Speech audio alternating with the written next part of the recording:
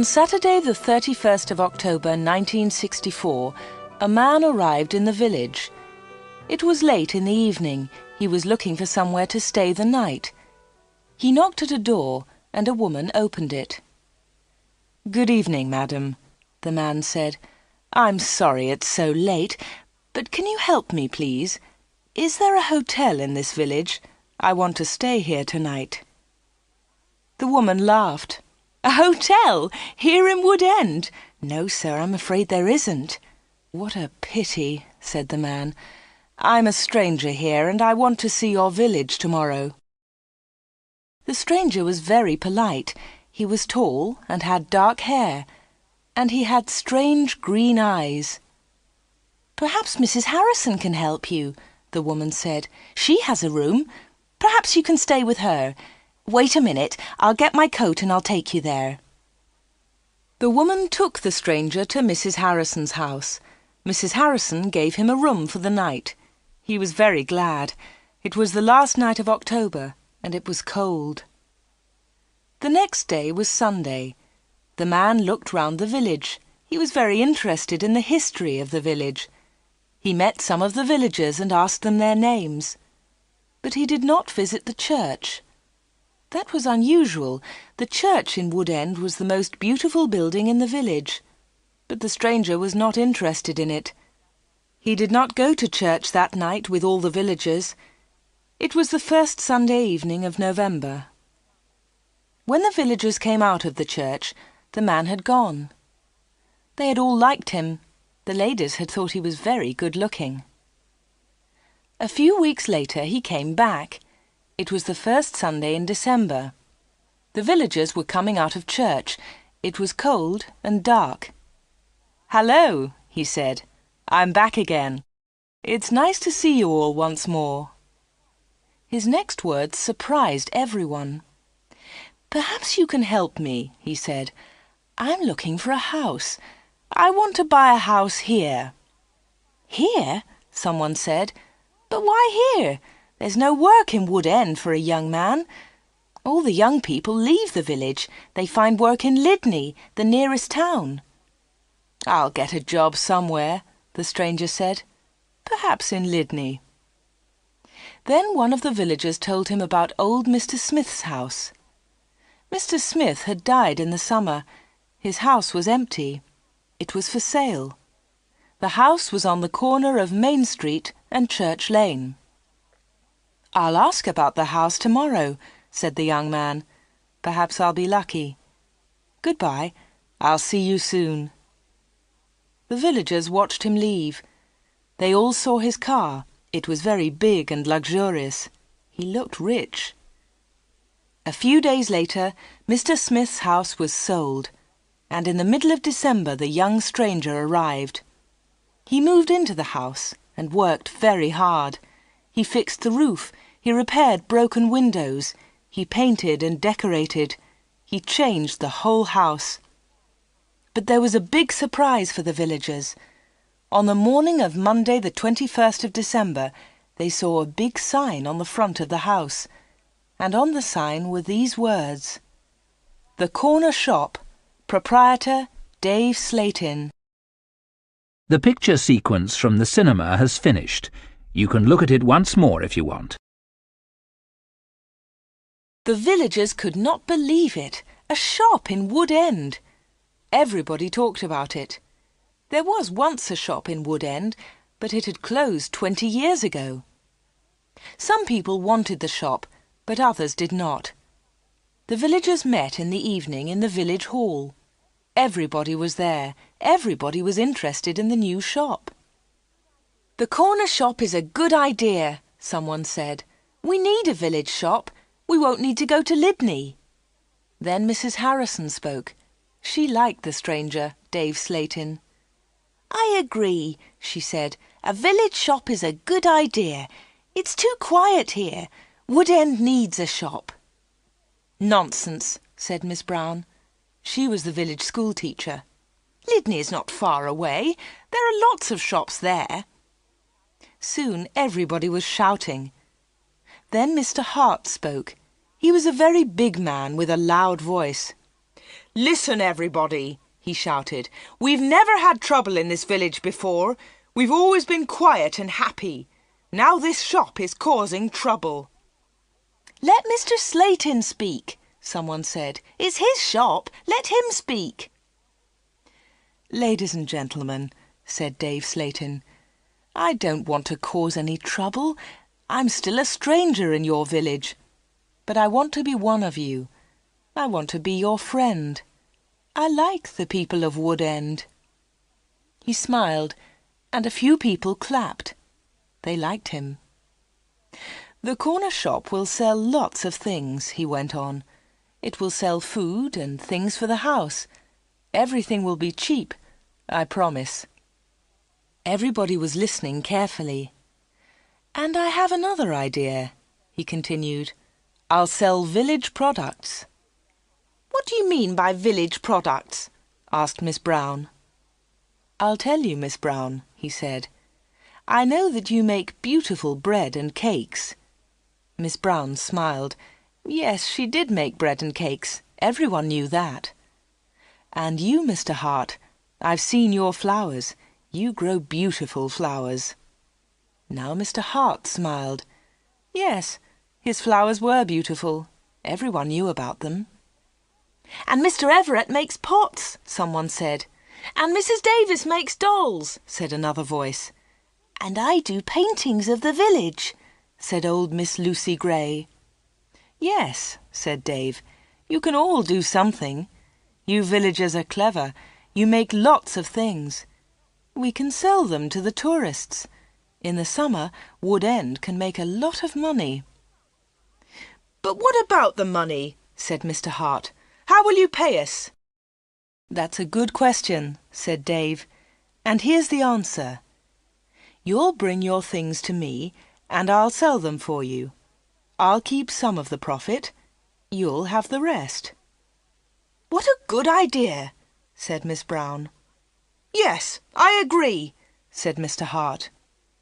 All the villagers agreed. Everyone in the village was happy with Dave Slayton's plan. The corner shop opened on Monday the 4th of January 1965. Soon the shop was busy and Dave needed an assistant. The new assistant in the corner shop was Anna. She started work in late January.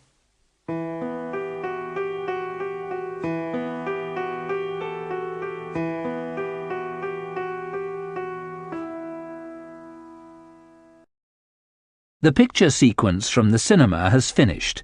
You can look at it once more if you want. Dave Slayton kept his promises. Things at the shop were good and cheap. "How does he do it?" asked Mrs. Harrison. "It's winter, but he's selling lots of fruit and vegetables, and they're cheap. I never go to Lydney now." The other villagers agreed. The corner shop was a success, and Dave seemed happy. He paid Anna good wages. Sometimes her friend Peter helped at the shop, and Dave gave him money too. Dave advertised in newspapers, and the village products sold well. People from Lydney came to the corner shop. There were lots of visitors, and Wood End became more interesting. The villagers were surprised, but pleased. They were making a lot of money. Dave lived alone in a flat above the shop. He was very popular in the village, but no one ever went to his flat. No one ever saw inside it. At the bottom of the stairs there were 2 doors. One led into the stockroom. The other door had a notice on it. "Special orders only. Keep out." The door was always locked. Anna never went into the special orders room. "Why do you lock that room, Dave?" Anna asked one day. "What's in there?" "It's for special orders," he replied. "Big orders." "But you won't get any big orders in Wood End," said Anna. Dave said nothing. He did not want to talk about that room.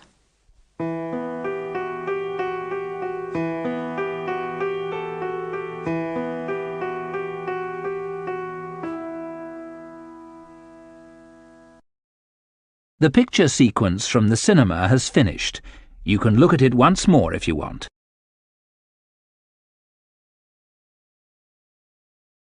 For 3 months, everything was normal. Then, one day in April, an unusual customer came into the shop. The new customer was a very beautiful woman.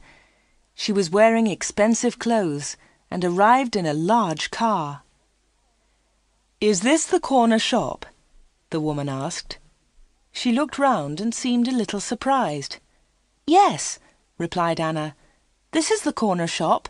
It's the only shop in the village." "I'm looking for Mr. Slayton, the owner of the shop," said the woman. "I think he's upstairs," said Anna. "I'll go and get him. Does he know your name?" "Yes, I think so," was the reply.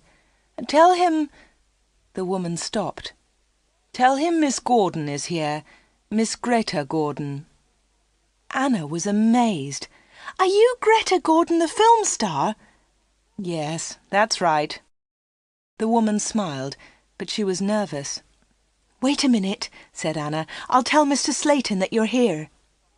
Anna ran to the bottom of the stairs and called, "Dave! Dave! There's someone to see you!" "Who is it?" asked Dave from upstairs.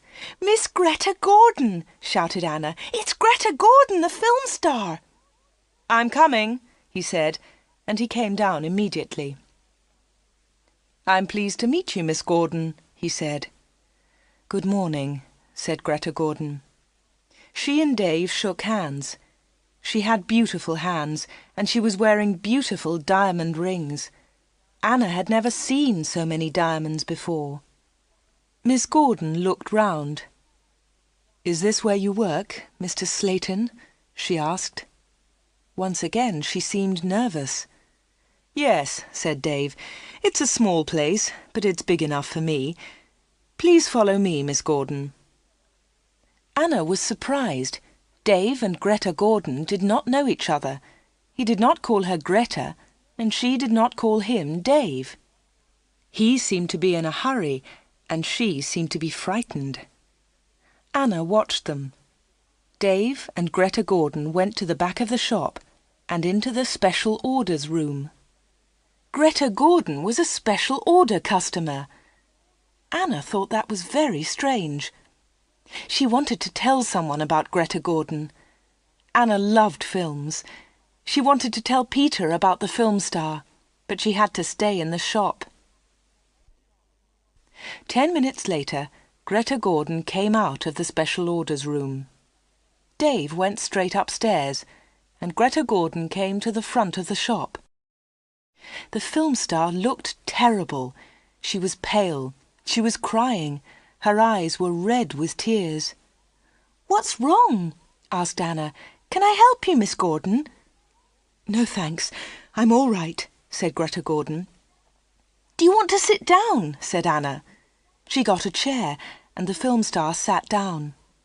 "Shall I get the doctor?" said Anna. "No, no," said Greta. "Please tell no one about my visit here. Please tell no one." Anna was disappointed. She wanted to tell everyone about Greta Gordon. She wanted to tell everyone about her famous customer. "I want to give you something," said Greta Gordon. "Here's a photograph of me. I'll sign it." She signed the photograph and gave it to Anna.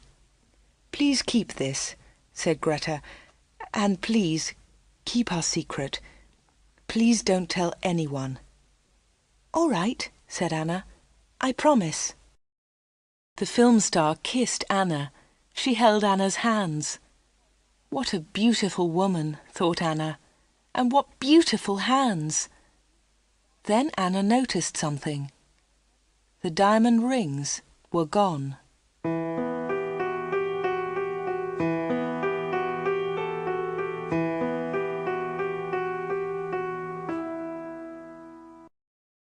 The picture sequence from the cinema has finished.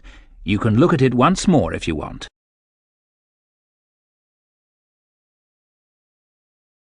Dave never talked about Greta Gordon. He never talked about her visit to the corner shop. One day, Anna asked him about the film star. "How do you know Greta Gordon?" said Anna. "Is she a friend of yours?" "I don't want to talk about her," Dave replied. "She was a special order customer. Don't ask any more questions about her, Anna." So Anna did not ask any more questions. She did not ask about Greta Gordon's special order, and she did not ask about the rings. Anna kept her promise. She never told anyone about the film star. Soon it was spring. Anna and Dave were busy. Mr. Hart brought lots of flowers to the corner shop, and Anna sold them to the tourists. There were lots of tourists that year. In May, Peter asked Anna to marry him. She said yes. They became engaged. They planned to get married in the following year.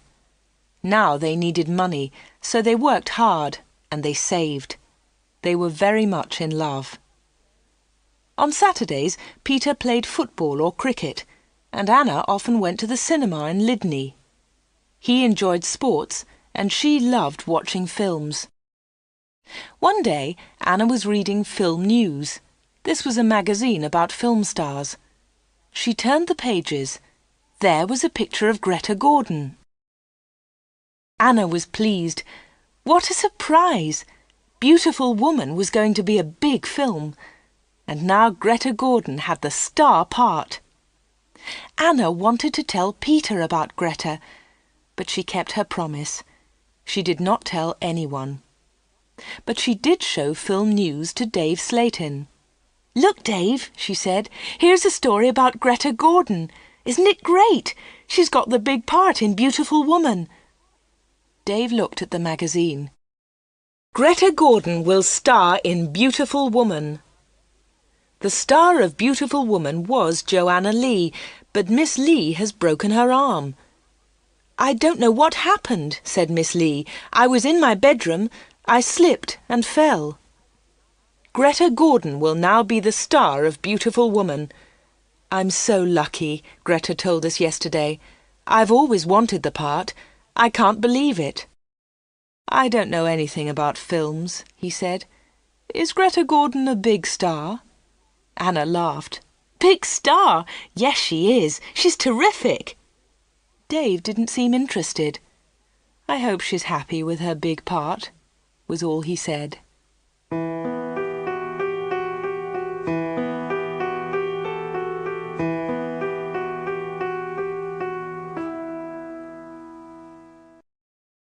The picture sequence from the cinema has finished. You can look at it once more if you want. Summer tourists were arriving in Wood End. The weather was beautiful and the shop was doing well. But Anna was not very happy. She often thought about Greta Gordon's visit. Why had she come to see Dave?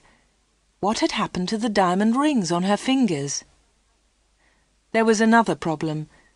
Anna loved Peter and she was going to marry him. But she liked Dave too. Dave was older, but she liked him. All the women liked him. But Anna was very close to him all day. In the daytime, Anna was with Dave. In the evening, she was with Peter. Anna was living two lives. One life was with Dave, the other life with Peter. Then one Friday, Dave surprised Anna. "What are you doing tomorrow?" he asked her. "Would you like to spend the day with me? We can go anywhere you like. We can go in my car." "I'm sorry, Dave," said Anna, "but Peter wouldn't like it." "Don't be silly," said Dave. "We won't go far. I'll close the shop at lunchtime and we can go to Lydney." Anna wanted to go with Dave, but she was worried about Peter. "Don't worry about Peter," said Dave. "He's always busy on Saturday." Anna thought for a moment. "All right," she said. "You take me to the best cinema and to the best restaurant. Then I'll come with you." "Of course," laughed Dave. "Anything you want, Anna." So the next afternoon, Dave and Anna went together to Lydney. They had a good time. Dave bought Anna a new, expensive dress. Then they went to a cinema and afterwards to a restaurant. Peter played cricket that Saturday. He never knew about Anna's day with Dave. He was playing in another village and returned to Wood End very late. Dave and Anna were also very late. Dave stopped his car near the corner shop. The night was warm. "Thanks, Dave," said Anna. "It was a lovely day." "I enjoyed it too," said Dave. He put his arm round her shoulders and kissed her. It was a quick kiss, but for Anna, it was wonderful.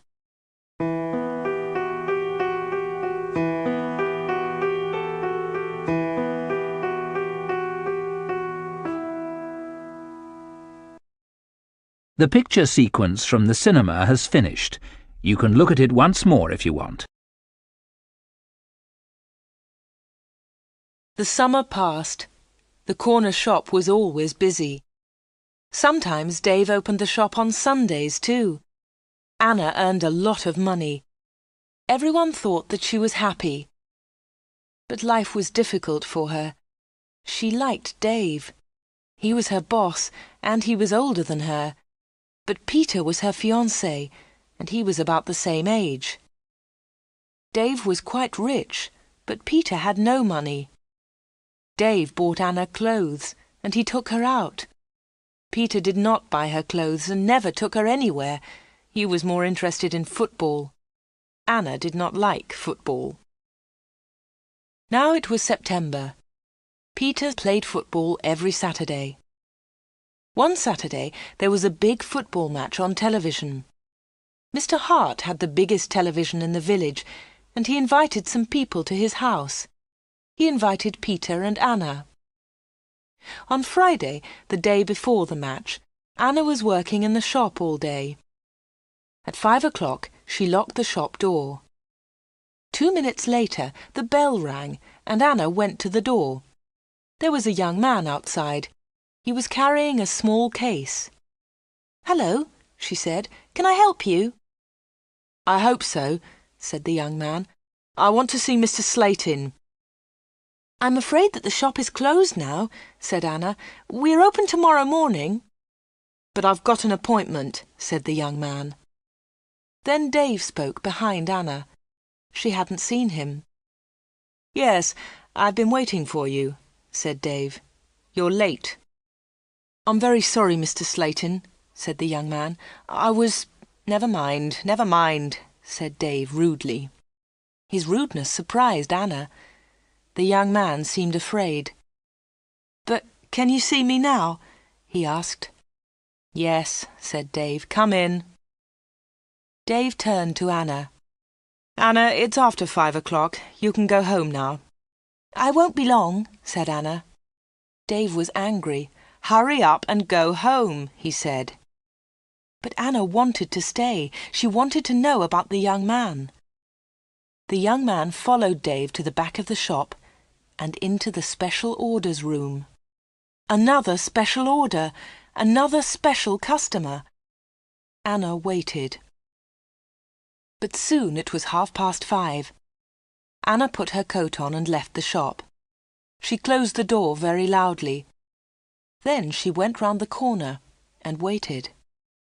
Soon there was a noise. The young man was leaving the shop. Anna could not see him, but she could hear him. He was speaking to Dave.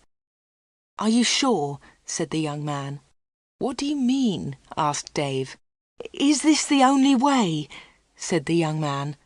"Yes, it is," said Dave. "Don't worry, everything will be all right. Goodbye." Anna heard the shop door close. She came round the corner and saw the young man. He was walking quickly to his car. Anna noticed immediately that he was not carrying his case. She followed him. "Excuse me," she said, "you've forgotten something. You've left something behind." The young man turned round. Anna stopped. Suddenly she was frightened. The young man's face was white. It was white with fear. "Please go away," said the young man. "Leave me alone. I want to go home. Leave me alone." He got into his car and drove off. Anna stood in the street and watched him. She was thinking. Why had the young man come to the corner shop? What was his special order? And why had he left his small case with Dave slate in? The picture sequence from the cinema has finished. You can look at it once more if you want.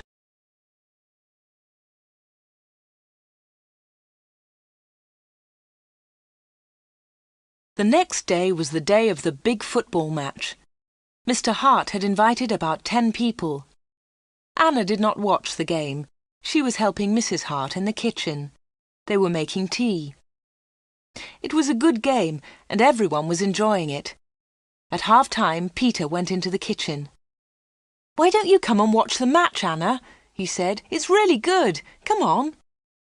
Anna laughed. "No, thanks," she said. "I'm helping Mrs. Hart. Look, here's the tea. Can you take it in to the others?" "OK," said Peter. "It's a terrific match. Mike Bailey scored a great goal." Peter took the tea into the sitting room, and the second half of the match started.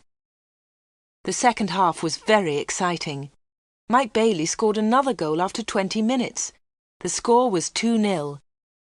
Then the other side scored 2 quick goals. It was 2-2. There were only 5 minutes of the match left. "Come on!" shouted Peter. "Come on, Mike, let's have another goal!" In the last seconds of the match, Mike Bailey scored the winner. It was his 3rd goal of the match. But something was wrong. The other team's goalkeeper was injured. Bailey had been very near the goalkeeper, and he had kicked the ball very hard. The ball had hit the goalkeeper's neck. Mrs. Hart and Anna came in from the kitchen. "What's happened?" said Anna. "What's wrong?" "It's Brian Thomas, the goalkeeper," said Peter. "He's injured." It was serious. The goalkeeper had broken his neck. Later they all watched the news on TV. They saw pictures of Mike Bailey's 3rd goal. It was a great goal.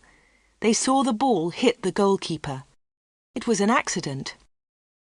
The TV announcer said, "And now over to our sports studio for an interview with Mike Bailey." They all watched the interview. The TV showed a picture of Mike Bailey and the interviewer. "Mike," said the interviewer, 3 goals in 1 match. How do you feel about that?" But Mike Bailey said nothing. He could not speak. He tried to speak, but he could not. It was terrible. The interviewer tried another question. "Let me ask you about the 3rd goal, Mike. It was a great goal, but how do you feel about the injury to Brian Thomas?" It was a silly question. The injured goalkeeper would never play football again. Mike Bailey said nothing. He looked very ill. When the interview ended, Mr. Hart turned off the TV. No one noticed that Anna had left the room. Mike Bailey had looked frightened. Anna was frightened too. Mike Bailey and Anna had met before, the day before, at the corner shop.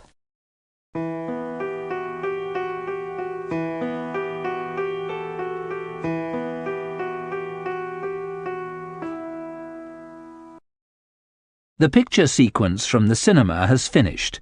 You can look at it once more if you want. Anna did not know what to do. She was only 17, but sometimes she felt much older. She wanted to ask Dave about Mike Bailey and Greta Gordon. She wanted to know about special orders. She decided to wait. One day, Dave and Anna were alone in the shop. "How's Peter?" asked Dave. "He's fine, thanks," said Anna. Dave smiled. "Is he still playing football?" "Of course he is," said Anna. Dave laughed. "You don't see him very much, do you, Anna?" "I see him 3 or 4 times a week," said Anna. "What about weekends?" Dave asked. Anna replied quickly, "I don't see him much at weekends. He plays football then." "When are you getting married?" asked Dave. "I don't know," she replied. "We haven't decided yet. Perhaps next year." "That's a long time." Dave smiled at Anna.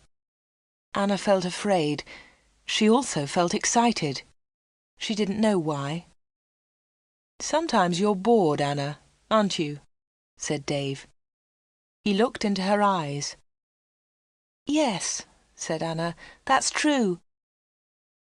"Why don't you come away with me for a weekend?" said Dave. "We can go to London." A weekend in London! Anna had only been to London once for a day. Anna was excited, but she was also afraid. "I don't know," she said. "I must think of Peter."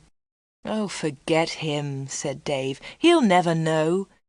Come with me and we'll go to the best shops. We'll go to the best cinema. Will you come with me?" Anna said nothing.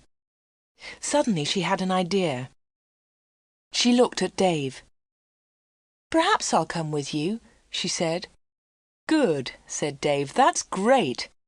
"But first," said Anna, "I want to ask you something." "What do you want to know?"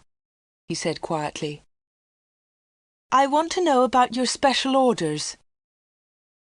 "Very clever," said Dave. "You're a village girl, but you're very clever, Anna." "Village girls aren't stupid," said Anna. "Now tell me about your special orders, then I'll come to London with you." Dave was angry. "One question. You can ask me one question," he said. Quickly, Anna asked, "Why do people come to you? Why—" "One question! Only one!" shouted Dave. "All right," said Anna, "but don't shout. Tell me, why do people come to see you?" Dave thought about his answer. He spoke quietly. "They come for help," he said. "They need help, and I sell help to them. That's all." Anna didn't understand. "What sort of help?" she asked. "One question!" shouted Dave. "I've answered your question." Anna said no more. She and Dave had made an agreement. Anna had asked her question. Dave had answered it. Dave had invited Anna to London for the weekend, and Anna went with him.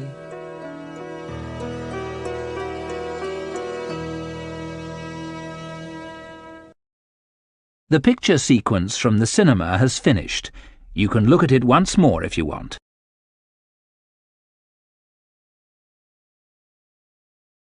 Anna enjoyed the weekend. They arrived in London late on Friday evening and stayed at a big hotel. On Saturday they went shopping, and in the evening they went to a cinema. On Sunday they went to a park. They came back to Wood End on Sunday evening. It was the last Sunday in September. On Monday, Anna went to the shop. It was not so busy now. Summer was over. Most of the customers were villagers. It was a cold autumn. On Monday evening, Peter came to see Anna. "Hello," said Anna. "Did you win on Saturday?" "No," said Peter. "We didn't win, and I didn't play." Anna was surprised. "You didn't play? Why not? What was wrong?"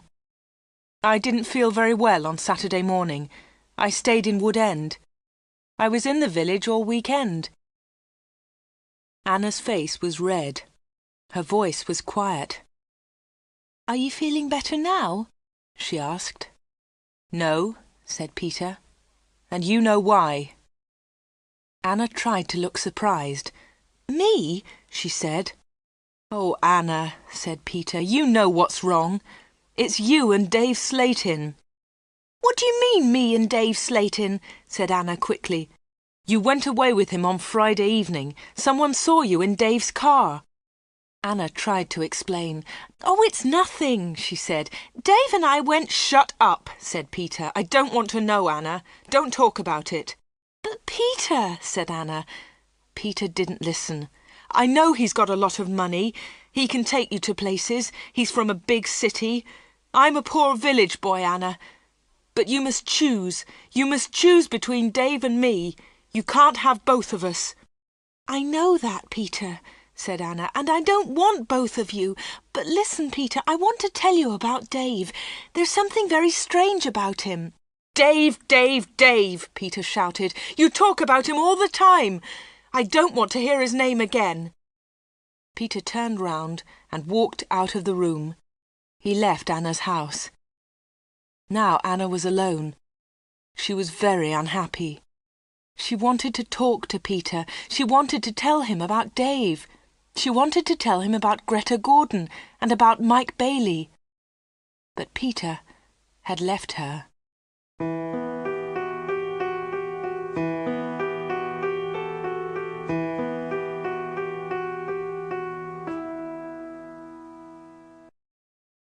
The picture sequence from the cinema has finished.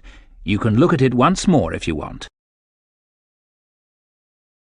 It was October. It was cold and wet. Anna was not very busy at the shop. She was very unhappy. She was a different girl. She seemed older. She didn't go out much. She looked ill. Most of the villagers knew that Anna had quarrelled with Peter. They also knew that she had been to London with Dave, but no one was able to help Anna. She did not talk to anyone. Before, she had been a happy, smiling girl. Now she was sad and lonely. She went to the shop every day. She was waiting for another special customer. Anna did not wait long. It was the middle of the month. Anna was alone in the shop. It was almost lunchtime. A middle-aged gentleman came in. He was a big man with a very large moustache. He was well dressed, and he was carrying a large briefcase. "Good morning, miss," he said politely. "Good morning, sir," said Anna. "Can I help you?" Anna was very polite too. She was interested in this man. "I'm looking for Mr. David Slayton," said the man. Anna smiled. "Are you a salesman?" she asked. She knew that he was not a salesman. He didn't look like a salesman, but she wanted to talk to the man. The man smiled. "Yes, I am a salesman," he said. That was not true. Anna knew that the man was lying. Then she said, "Perhaps I can help you, sir. I usually speak to the salesman." She looked at the man's case. It had the letters ARICS printed on it. "Thank you," said the man very politely, "but I have a private appointment. I have come from London, and I must see Mr. Slayton." "I'm sorry," said Anna. "He's very busy at the moment, but I'll tell him you're here. What's your name, please?" The man smiled. "Roberts," he said. "Arthur Roberts." Anna went to the back of the shop. Dave was coming down the stairs. "There's a man in the shop," said Anna. "He wants to speak to you." "Thanks," said Dave, and he went to the front of the shop. "Good morning, Mr. Reisman," said Dave. "I'm pleased to meet you." Anna listened. Reisman! The man's name was Reisman, not Roberts. What a liar!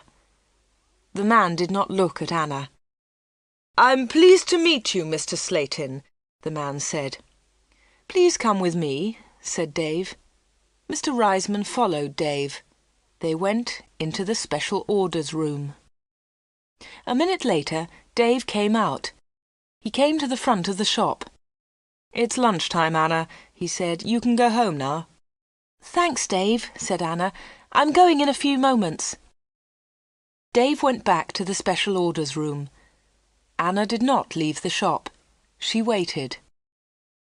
Anna wrote down the letters ARICS. She understood AR, Arthur Reisman, but she did not understand ICS. At 1:30, Anna heard noises. Mr. Reisman was leaving. Dave was talking. "Thank you, Mr. Reisman," said Dave. "And thank you," said Mr. Reisman. "You have helped me a lot." "Good," said Dave. "Goodbye, Mr. Reisman. My assistant isn't in the shop, but you can open the door. Goodbye." Dave went upstairs. and Mr. Reisman came into the front of the shop. Anna was sitting quietly in a corner. "Oh," said Mr. Reisman, "I thought you had gone home." "No," she said. "I decided to have lunch in the shop today." Anna and Mr. Reisman looked at each other. They didn't like each other. There was silence. Anna spoke first. "Would you like to buy some bread, Mr. Roberts?" she said. "Reisman, my name is Reisman," said the man. Anna smiled. "I'm so sorry," she said. "Would you like to buy some homemade bread, Mr. Reisman?" "It looks delicious," said Mr. Reisman. He was very polite again. "Yes, I'll take some, please. My wife will love it." "Here you are," said Anna. She put the bread in a bag.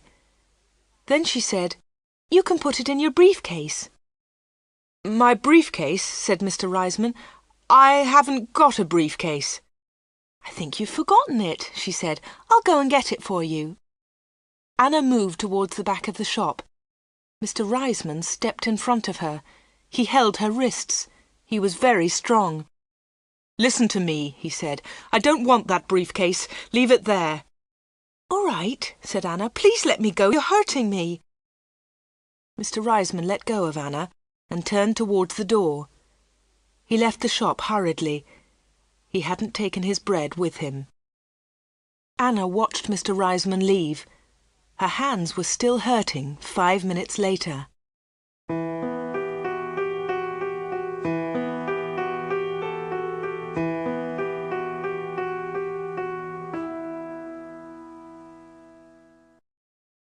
The picture sequence from the cinema has finished. You can look at it once more if you want.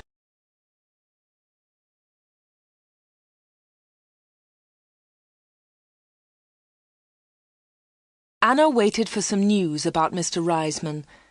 She remembered Greta Gordon. The film star had visited the corner shop. Later there was news about her in a magazine. Mike Bailey had visited the corner shop too. Later there was a lot of news about him on TV. And now Mr. Reisman had visited the corner shop. Anna was waiting for some news about him. All 3 visitors had been special customers. They had all seen Dave. They had all been in the special orders room. And they had all left something with Dave. Greta Gordon had left her diamond rings. Mike Bailey had left his case. Mr. Reisman had left his briefcase. Anna wanted to find out more about the 3 special customers. She thought about Mr. Reisman. His case had the letters ARICS on it. She understood AR, but what was ICS? Perhaps Mr. Reisman was a businessman and ICS was his company. Anna looked in the newspapers, but she didn't find anything about ICS. She read the magazines. She listened to the radio. She watched TV. But there was nothing about ICS. Anna heard nothing. She saw nothing. Then she had an idea. She decided to go to London and find Arthur Reisman. It was a Friday. Early in the morning she left a note for Dave. She took the note to the shop. "Dear Dave," it said, "sorry I can't come in today. I'm going to Lydney. I'm buying some things for my wedding. Anna." The note did not tell the truth, but Anna didn't care. Anna took a bus to Lydney and then caught a train to London. She got to Paddington Station at midday. She got off the train and looked for a telephone box. The telephones were near to the entrance to the station, but the boxes were all full. She stood and waited. Then Anna saw the letters ICS. There they were. They were on a huge advertisement. Anna had found the answer to her problem. International Computer Services. ICS. Perhaps that was Mr. Reisman's company. Soon one of the phone boxes was empty. Anna rang the number, 222-8959. "ICS, can I help you?" said a woman's voice. "Yes, please," said Anna. "I want to speak to Mr. Reisman, Mr. Arthur Reisman. I think he works at ICS." The woman laughed. Works here? Yes, he does, she said. He's the vice-chairman of the company. Wait one moment, please. I'll get his secretary. Then there was another woman's voice on the phone. Mr. Reisman's secretary, can I help you? Yes, please, said Anna. I'd like to speak to Mr. Reisman. Who's calling, please? Said the secretary. Mr. Reisman doesn't know my name, Anna replied. Is Mr. Reisman expecting your call? The secretary asked. No, he isn't, said Anna. I'm afraid he can't speak to you now, said the secretary. He's at a meeting now, and he's flying to Switzerland in an hour's time. But I must speak to him for a few minutes, said Anna. The secretary became annoyed. That's impossible, she said, but I can take a message. No thanks, said Anna. I'll call again next week. Will Mr. Reisman be back then? Yes, he will, replied the secretary. Goodbye. And she put the phone down.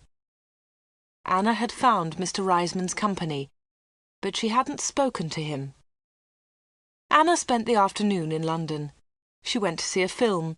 Then she had tea in a small cafe near Paddington Station. Her train left London at 6:30. She bought an evening newspaper and got on the train. Anna was tired, but she felt happy.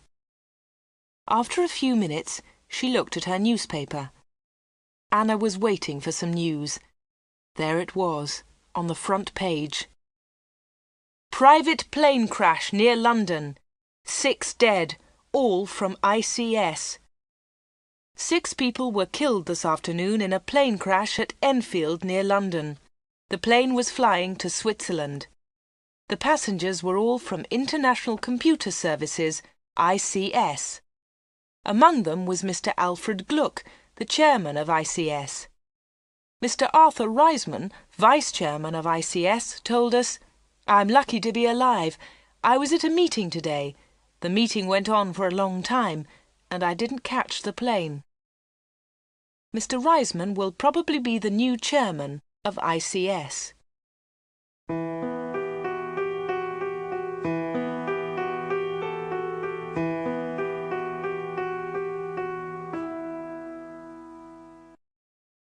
The picture sequence from the cinema has finished. You can look at it once more if you want. Anna got home about 10 o'clock. She turned on the radio and listened to the news. The chairman of ICS was dead, and Mr. Reisman was the new chairman. Anna didn't sleep that night.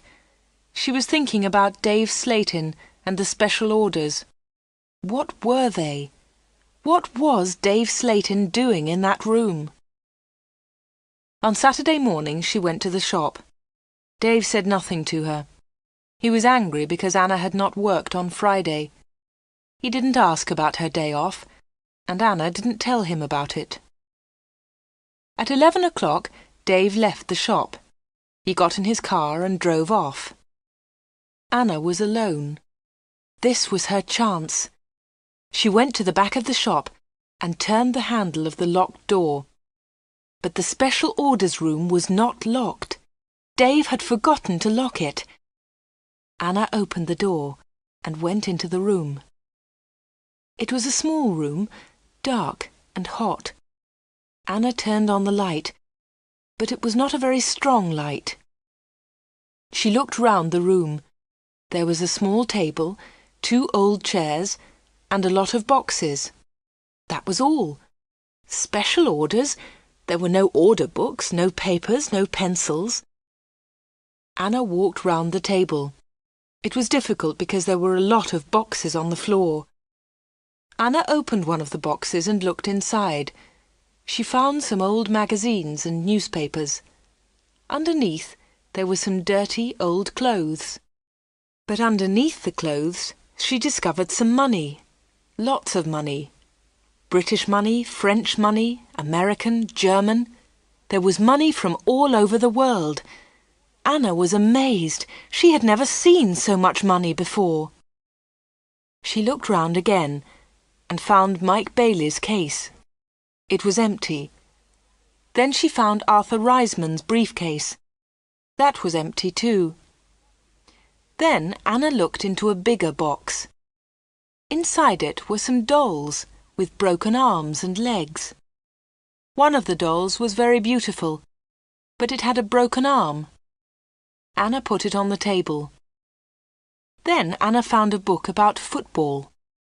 Inside there were some pictures of footballers, but the pictures were all torn. Anna put the book on the table. Anna looked into the box again and found some little cars. Most of them were broken. She found a small model aeroplane. It was broken too. Anna put all these things on the table. What a strange collection! There was the money, the broken doll, the toy cars, the model aeroplane, and there was the football book with the torn pictures. Anna looked at the things on the table. What were they for? Why did Dave Slayton keep them in this locked room? Suddenly Anna jumped. There was a noise behind her. Someone was standing at the door.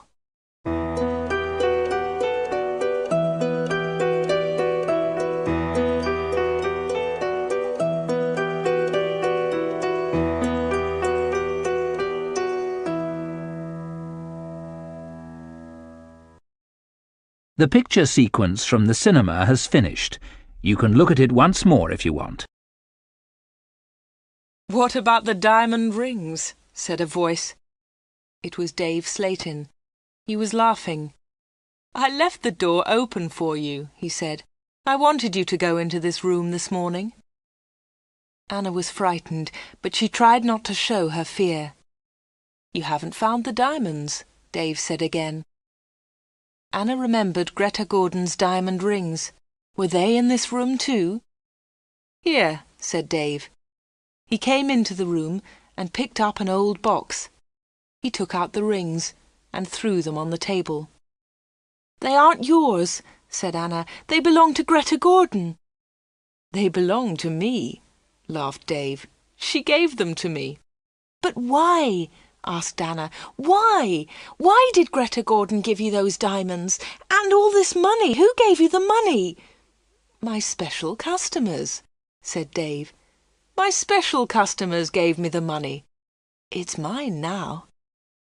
"Mike Bailey and Mr. Reisman gave you all this money?" asked Anna. "Yes," said Dave. "You have seen some of my special customers, not all of them." "But why do they come?" Anna asked again. "These people come to me for help," replied Dave Slayton. "I help them, and they pay me." "But how do you help them?" asked Anna. Dave Slayton picked up the beautiful doll with the broken arm. "Do you remember Joanna Lee?" he asked Anna. Anna thought for a moment. "Joanna Lee?" she said. "Yes, of course I remember her. She's the actress who broke her arm. Greta Gordon got her part." "That's right," said Dave Slayton. "This doll is Joanna Lee." Anna felt more afraid. What kind of man was Dave Slayton? Dave Slayton pointed to a torn photograph in the football book. "Who's that, Anna?" he asked. Anna remembered the face. She had seen it on TV. "Brian Thomas," she replied. "He's a goalkeeper." "He was a goalkeeper," said Dave Slayton. Anna was terribly frightened now. Dave Slayton was an evil man. Dave Slayton moved close to Anna. He picked up the broken aeroplane. "And what do you think this is?" he asked Anna. Anna knew the answer, but she was too afraid to speak. Dave Slayton took Anna's arm and held it tightly. Anna tried to move away. Dave Slayton laughed and held Anna more tightly. "Listen, Anna," he said quietly. "I want you. I need you. Marry me, Anna. Don't marry Peter. Marry me." "No, no," she cried. "Let me go! Let me go!"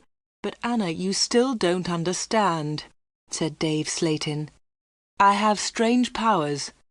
I can give you everything you want."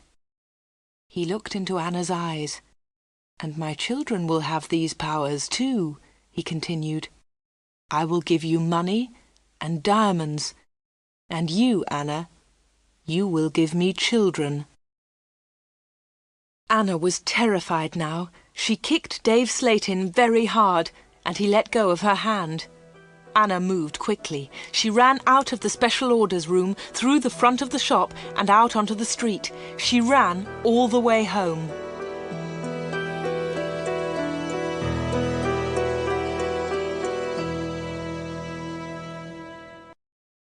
The picture sequence from the cinema has finished. You can look at it once more if you want.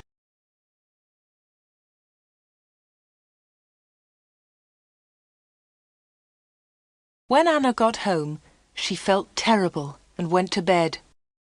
In the evening, Peter came to see her, but Anna was ill in bed. "I'll come and see Anna tomorrow," Peter told Anna's mother. Again, Anna did not sleep all night. The next day, Sunday the 31st of October, was a terrible day for Wood End. Anna stayed in bed. She had a fever, and her mother phoned the doctor. The doctor came immediately. "Anna's very ill," said the doctor to Anna's mother. "I'm worried. I don't know what's wrong with her. I'll come back again tonight." That afternoon, Peter came to Anna's house. He tried to speak to Anna, but she was too ill. He sat quietly beside her bed. At about 7 o'clock, Peter heard shouting in the street. He went to the window and looked outside. People were running and shouting, "Fire! Fire! Fire! There's a fire at the corner shop!" Peter ran out of Anna's house and into the street. There was a big fire on the corner. The shop was in flames. Nobody could see Dave Slatin. "His car's here," said Mr. Hart. "Dave must be inside." Then the villagers saw him. He was standing at an upstairs window. "Jump, Dave!" they shouted. "Jump! Save yourself!" But Dave did not move. He was standing at the window, and he was laughing. Some of the women in the street started screaming. Mr. Hart tried to run into the shop, but the others pulled him back. Flames were leaping up from the shop. The flames reached Dave Slatin. The villagers saw that he was still laughing. That was the last time they saw him. The flames hid him completely. No one was able to save him, and no one ever saw him again.